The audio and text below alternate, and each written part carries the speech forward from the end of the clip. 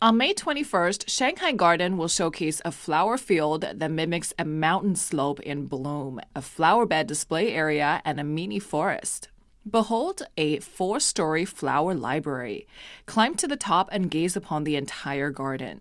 When you're in it, read the potted plants as if browsing through pages.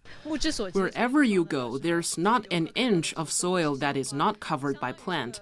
This is just like an encyclopedia for flowers and plants. In the back is an ancient Jiangnan-style garden with pale walls and dark tiles, and a gorgeous tableau with ferns, maples, and firs. More than 500 strains of plants can be seen, including more than half being cultivated in China for the first time. About 60% of them have been planted. Work on the garden will be completed by May 3rd. We'll rotate the plants so you'll always see them in bloom whenever you visit.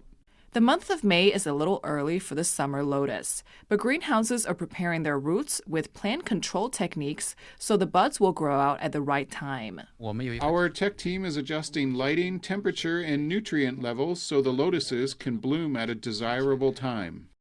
More than 20 million pots of plants will line the entire expo area.